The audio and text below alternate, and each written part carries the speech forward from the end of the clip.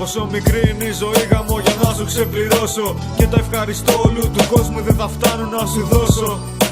2 και 3 δουλειές μαζί σαν δείξω συνθήκες. Η μάνα μου για πάρτι μας, γι' αυτό και είμαι προστάτης. Για να τολμήσουν μερικοί να την πειράξουν σπάνε μύτες. Εκεί θα με για πάντα κι αυτό να το θυμηθείς. Ό,τι και αν χρειαστείς πάντοτε τον προσκεφθείς. Μάνα μόνο μία και χρωστάω σε αυτή το τι μεγάλωσα να χαράξω πορεία. Ήμουν 9 και ξέρω πως δεξιές δεν επιφυλάσσει η ζωή καμιά φορά. Μα σίγουρα αν δεν έφευγες θα ήταν όλα διαφορετικά. Κι αν πω για σένα κάνοντας τον απολογισμό μου, κάποιοι γείτονες σε γνώρισαν καλύτερα από μένα. Αυτό είναι ένα παράπονο μου. Και που ο λόγος που δεν είσαι εδώ δεν είναι άλλος απ' το όνομα που έχει το ζώδιό μου. Κι αν πω για σένα κάνοντας τον απολογισμό μου, κάποιοι γείτονες σε γνώρισαν καλύτερα από μένα. Αυτό είναι ένα παράπονο μου. Και που ο λόγος που δεν είσαι εδώ δεν είναι άλλος απ' το όνομα που έχει το ζώδιό μου.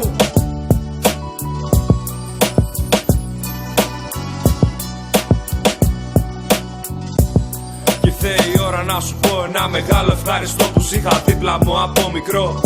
Μου έδωσες ανάτροφη να γίνω άξιο παιδί.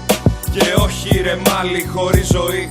Σε θυμάμαι να σε εκεί όταν σου είπα δεν μπορώ. Να ξέρω πως δεν είμαι μόνος μου σε όλο αυτό. Να με παίρνεις αγκαλιά, να μου μιλάς τρυφερά. Να θέλω να σου πω τόσα πολλά να μην μπορώ. Μακάρι να ήξερες το πόσο σ' αγαπώ. Ειλικρινά σε ευχαριστώ. Είναι σπάνιο να βρεις κάτι τόσο δυνατό. Να ξέρετε για σας μπορούσα να σκοτώσω αλλά και να σκοτωθώ. Η οικογένεια, αυτό είναι το πιο σημαντικό. Σου μιλάνε μονάχα για καλό, γνωρίζοντας πως δεν βγάζουν τίποτα από όλο αυτό. Μπορούσα κατάβαυστα να μιλώ, να σου λέω σ' αγαπώ. Λυπάμαι δεν μπορώ να εκφραστώ.